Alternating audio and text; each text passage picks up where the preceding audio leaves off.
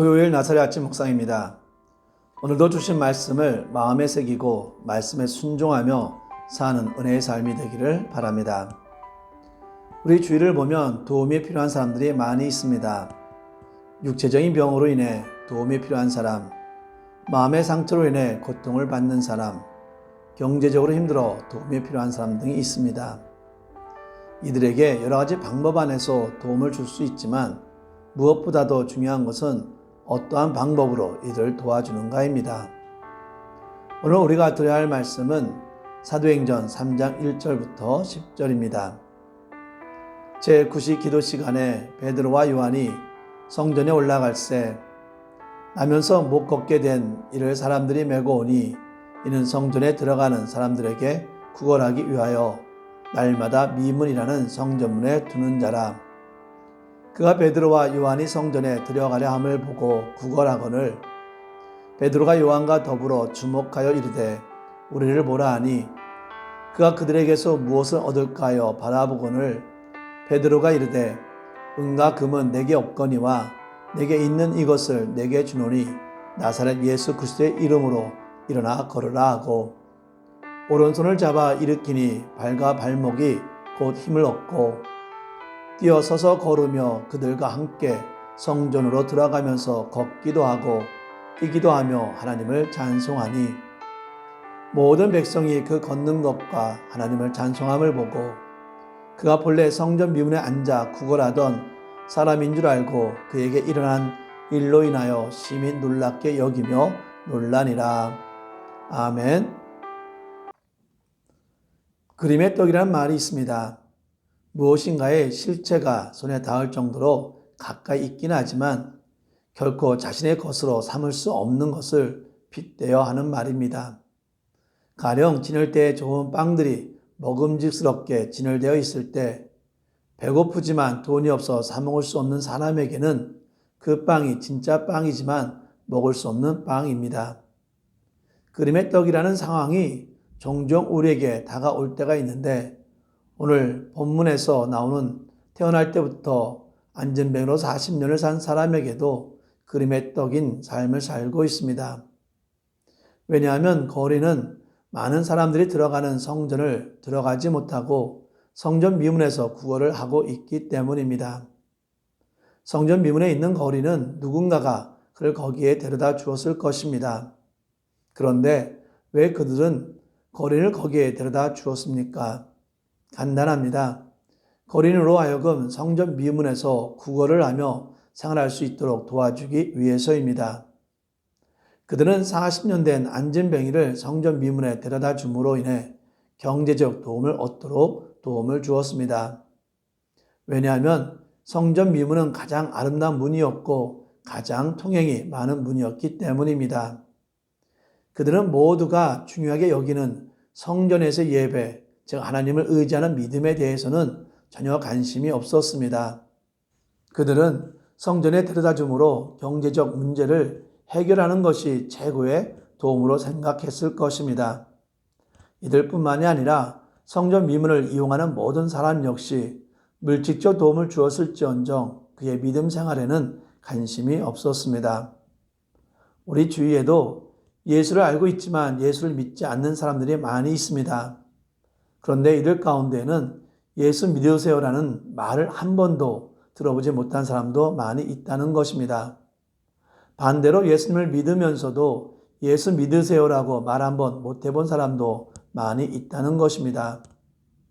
우리 성도는 세상적 도움만 생각하는 것이 아니라 신앙적 도움을 생각하며 예수 믿으세요라고 복음을 전함으로 세상 사람에게 신앙적인 도움을 베풀 수 있기를 바랍니다. 베드로와 요한이 성전으로 기도하러 갈 때 거리는 평상시와 똑같이 성전 미문에 있었고 평상시와 똑같이 구걸을 하였습니다. 그때 베드로와 요한은 거리를 보고 멈춰 섰습니다. 멈춰 섰다는 것은 중요합니다. 왜냐하면 도울 마음이 있다는 것입니다. 도울 사람들은 돕기 위해 멈추게 되어 있습니다. 제 딸이 아침 학교 갈 때 동네에서 몸을 다치지 아니한 경미한 교통사고를 당했습니다. 이 교통사고를 지나가다가 본 여성분이 멈추어 섰고 일을 마치고 돌아가는 시큐리티로 일하시는 분이 보고 멈추었고 버스를 타기 위해 기다리던 분이 멈추어 제 딸을 도와주어 제 딸의 연락을 받고 사고지점에 도착했을 때 제 딸은 안전하게 차에 있었고 사고 처리도 순조롭게 잘 되었습니다. 우리는 하루하루를 너무 바쁘게 보냅니다. 이번 한 해도 벌써 반이 지나가고 있습니다. 이런 삶으로 인해 삶 속에서 멈추는 삶을 사는 것은 쉬운 일이 아닙니다. 하지만 삶 속에서 멈출 수 있는 성도가 되기를 바랍니다. 남을 도와주기에 멈추고 자신의 삶을 되돌아보기에 멈출 수 있기를 바랍니다. 40년 된 안진뱅이를 베드로와 요한은 멈추어 그를 봅니다. 거린 역시 베드로와 요한을 봅니다. 왜 그들은 서로 봅니까? 아마 거리는 구걸하는 동안 많은 사람들과 눈을 마주쳤을 것입니다. 그때마다 분명 느낌이 달랐을 것이고 어떤 사람은 따가운 눈초리로 보는 사람이 있는가 하면 궁일이 여기는 마음으로 본 시선도 있었을 것입니다. 아마 베드로와 요한의 시선은 분명 온유했을 것입니다. 왜냐하면 도와주기 위한 멈춤이요 도와주기 위한 시선이었기 때문입니다. 우리 역시 삶을 살면서 많은 사람들과 눈을 마주치게 되어 있습니다. 도움이 필요한 사람, 좋은 관계가 있는 사람, 반대로 나쁜 관계가 있는 사람과 눈을 마주치게 되어 있습니다. 그들을 바라보는 나의 시선은 어떻습니까? 따가운 시선입니까? 아니면 온화한 시선입니까? 예수님은 하나님을 사랑하고 내 이웃을 내 몸과 같이 사랑하라고 하였습니다. 비록 힘들지만 세상 모든 사람들은 미워해야 할 대상이 아니라 사랑해야 할 대상입니다. 따라서 온화한 시선으로 바라보기를 원합니다. 베드로와 요한은 마주친 그에게 은과 금을 주고 싶었을 것입니다. 왜냐하면 거린이 원하는 것은 은과 금이었기 때문입니다. 하지만 베드로와 요한에게는 은과 금이 없었고 또한 은과 금이 과연 최고의 도움일까 생각해 봅니다. 베드로는 은과 금을 원하는 그에게 이렇게 말합니다. 은과 금은 내게 없거니와 내게 있는 이것을 내게 주노니 나사렛 예수 그리스도의 이름으로 일어나 걸으라 합니다. 안진뱅이는 꿈에도 꾸지 못했던 일을 경험하게 되는데 일어나 걷고 뛰는 것이었습니다.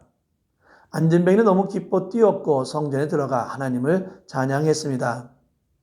거리는 이때까지 정말 본인이 원하는 것이 무엇인지를 모르면서 구걸을 했을 수도 있습니다. 하지만 베드로는 진정 그가 원하는 것, 즉 구걸이 아닌 일어나는 것, 구걸이 아닌 하나님을 찬양하는 것을 주었습니다. 은과 금이 아니라 바로 구원자이신 예수 그리스도입니다. 베드로는 예수님을 선포함으로 인해 경제적 생활을 할 수 있는 도움을 넘어 신앙생활, 즉 하나님을 찬양하는 믿음에 살 수 있도록 도와준 것입니다. 이로 인해 여태까지 그림의 떡이었던 성전에서의 예배, 하나님을 예배함이 이루어지게 되는 것입니다. 많은 사람들이 바쁜 삶과 경제적 안정이라는 삶 속에서 본인들이 진정으로 원하는 것이 무엇인가 알지 못하며 안진뱅이처럼 살아가는 사람들이 많습니다. 사람들이 원하는 것은 경제적 안정이라고 생각하지만 사람들이 가장 무서워하는 것은 죽음입니다. 사람들이 가장 원하는 것은 바로 생명이라는 것입니다.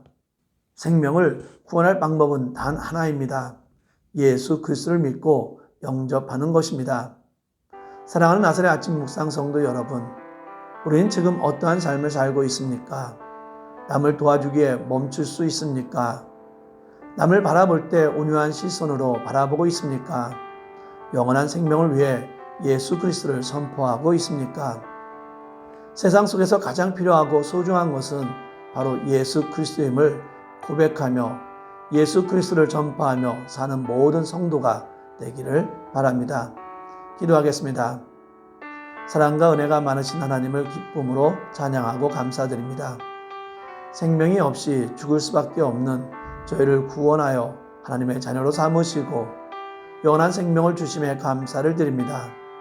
우리가 삶을 살며 믿음의 삶을 살게 하여 주시사 도움이 필요한 자들을 돕기 위해 멈추게 하여 주시고 그들을 아름다운 시선으로 바라보며 예수 그리스도를 선포함으로 새 생명 속에서 살아갈 수 있는 은혜를 허락하여 주시옵소서.